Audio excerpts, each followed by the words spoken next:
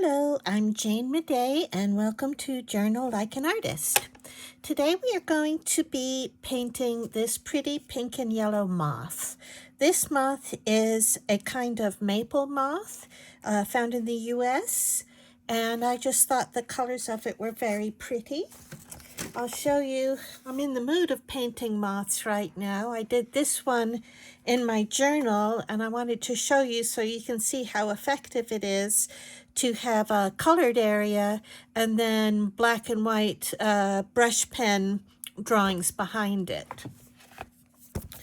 So we're going to start by drawing our moth with a pencil.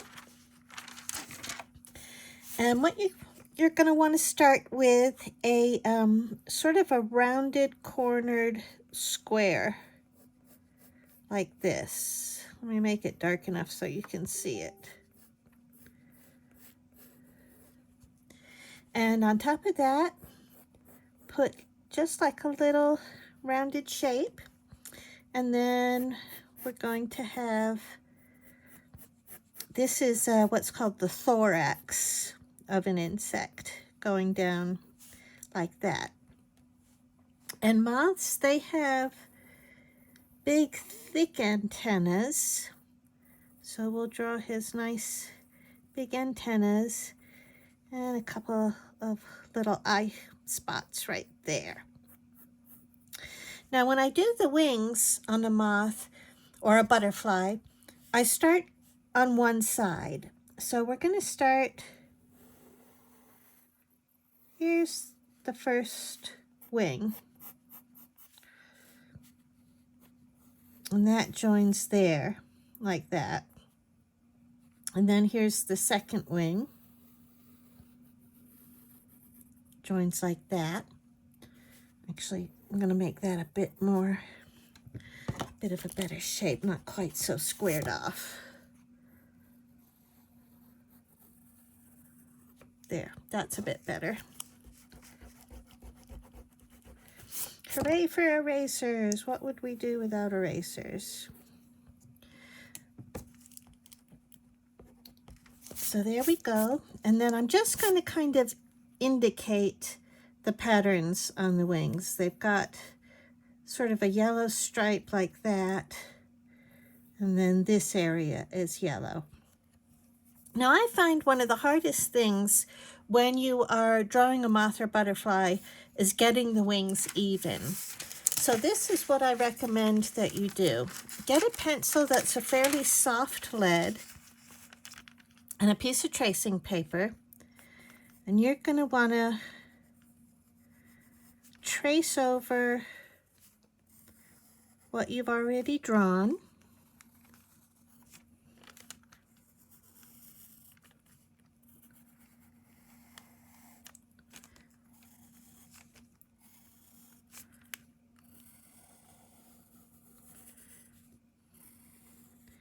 And then what you do is you flip your tracing paper over and line it up. And I'm going to tape it down just so that it doesn't move. If I can find the end of my tape. So you line it up. And then if you go over it with the graphite on the other side and press kind of hard if you can,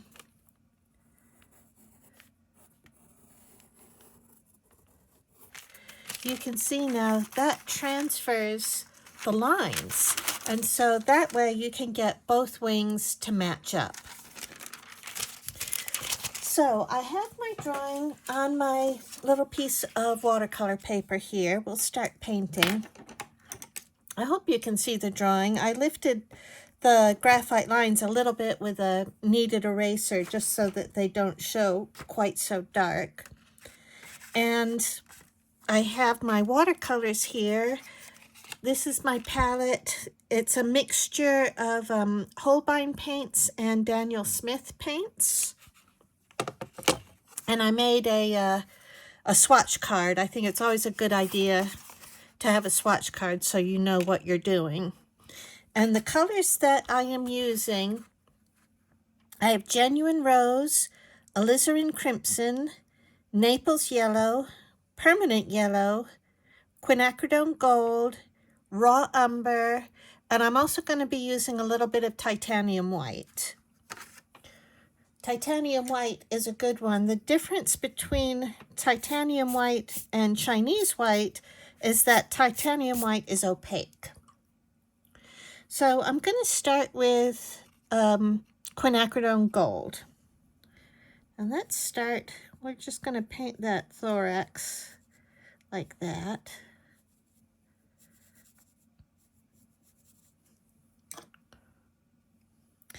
For this piece, I'm using the paint quite diluted. I don't want the colors to be too dark and intense on this one.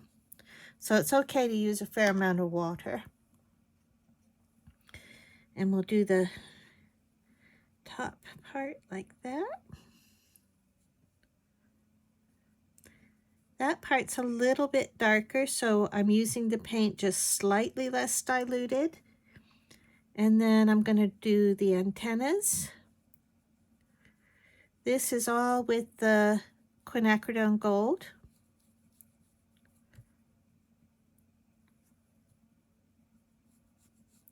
And so let's give that a quick zap with the hairdryer, because we want each area to be dry before we paint the area next to it.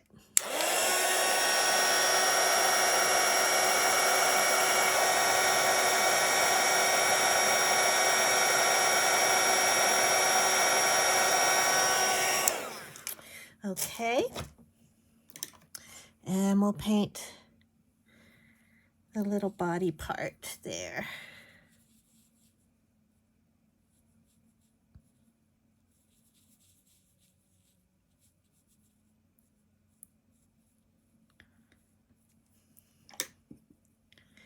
And we're going to use a little, this is raw umber. I'm going to use this to draw the eyes.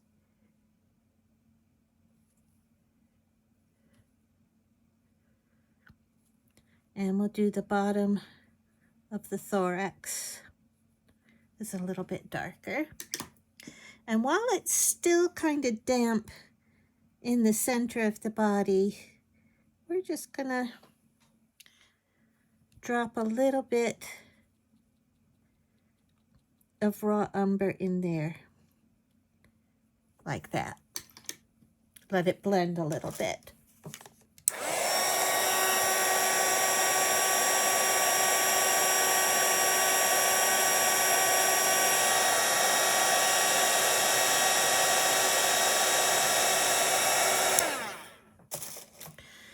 Okay, now we're going to start on the wings. I just want to even up the shape of the body a little bit. I got a little too pointed on one side. There we go. So now for the wings, I'm going to take, this is Genuine Rose, and I'm going to dilute that quite a bit. And what a pretty pink color that is. I just love that.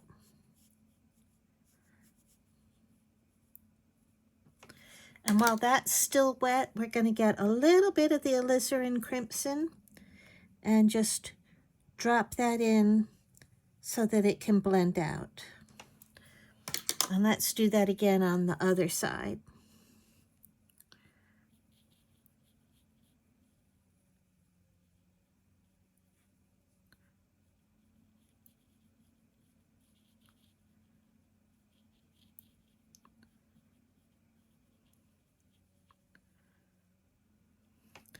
Here we go. Get a little bit of alizarin, drop that in. And sometimes you can kind of help it spread the way you want it to. Now we're back with the Genuine Rose, and we'll do the bottom part of this wing.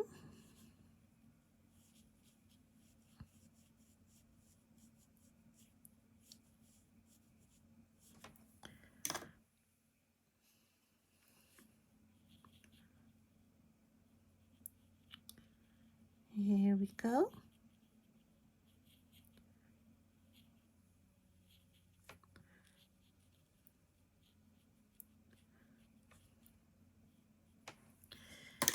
And we're going to get just a little bit more of the quinacridone gold. And let's just do a little bit of shading on the side of the thorax. I put the quinacridone gold down, and then I'm just blending it with plain water on my brush. So you put it down like that, and then just blend it.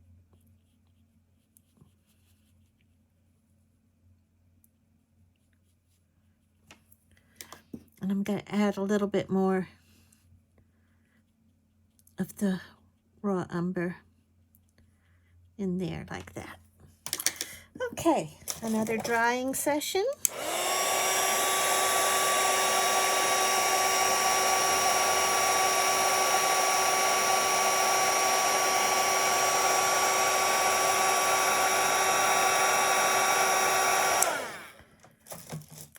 Now we're going to get some diluted Naples yellow, and we'll start the yellow areas on the wings.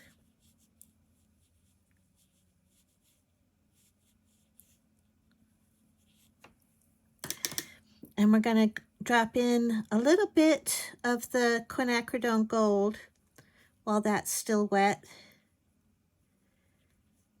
and let that blend out a little bit.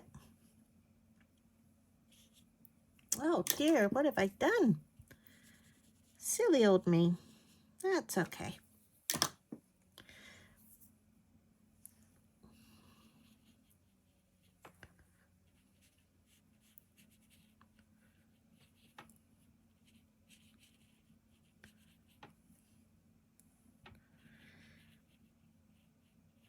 Let's blend out the gold a little bit.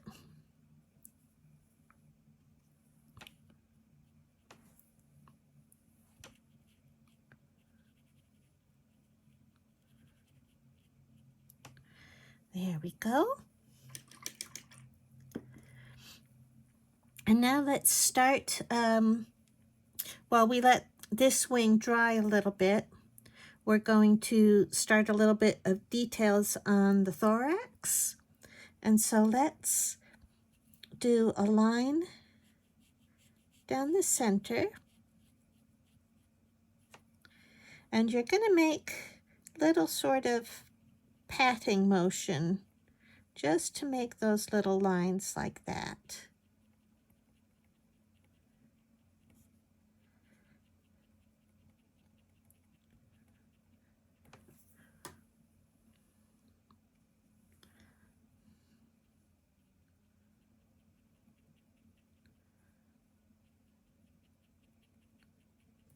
There we go. Let's zap it dry.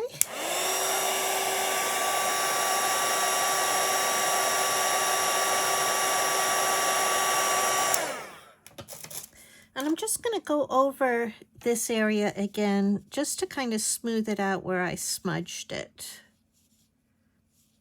That's the nice thing about watercolor, is you can do little things like that.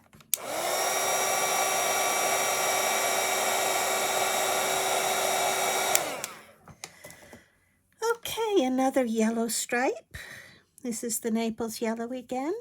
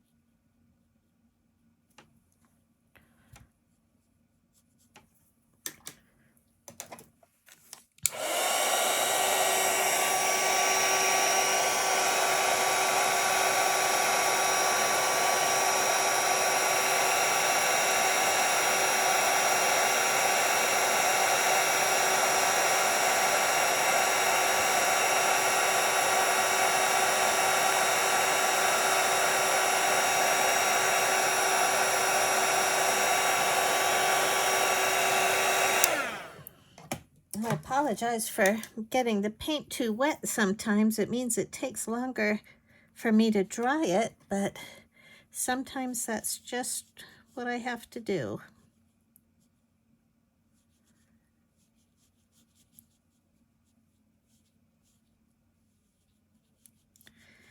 And the last bit of the genuine rose over there.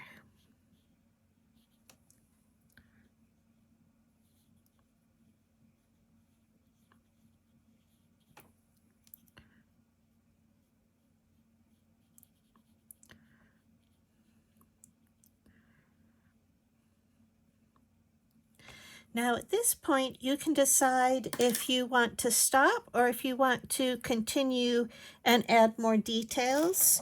So I'm going to continue. It's up to you. Let's dry this so we can do the details properly.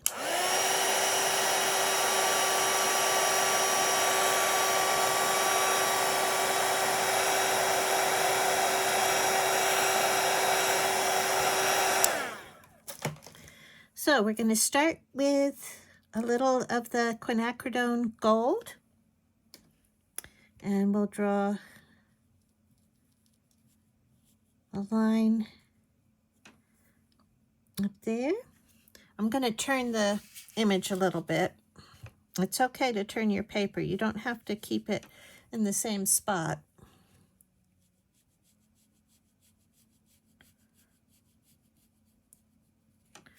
There we go. And now we are going to do a little bit around the edges. This is still the quinacridone gold. Just that same little sort of dabbing motion.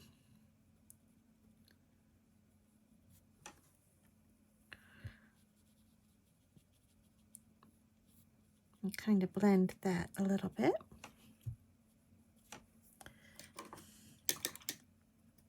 Now we're going to get the alizarin crimson again and make sure it's diluted really well, and we're going to put a little bit of shading up there and a little bit of shading right here.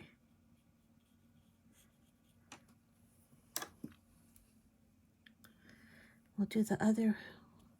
Whoop, that started to bleed a little bit, but that's okay. Do another on this side.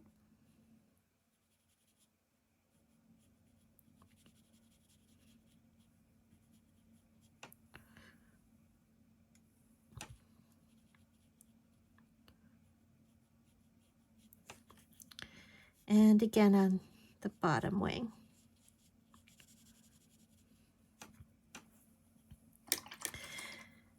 And there's just a couple of steps left.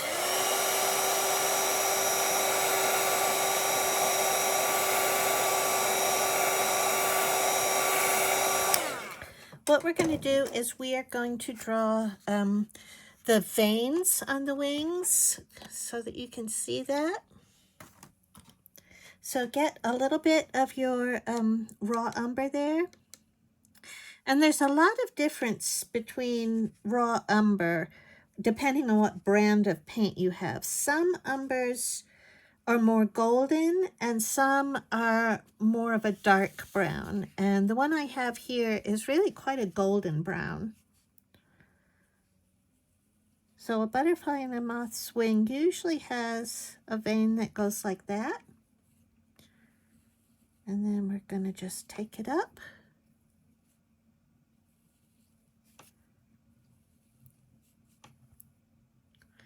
You don't want the veins too dark.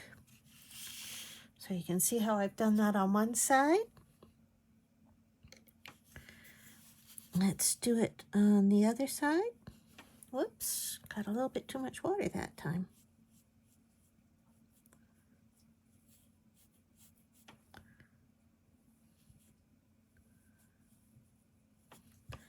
And here we go.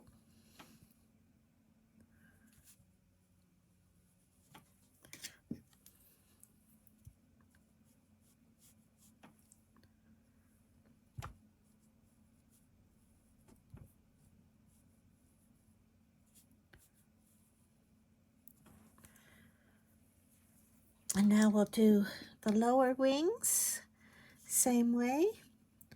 We've got a little bit of a loop like that, and then draw it out.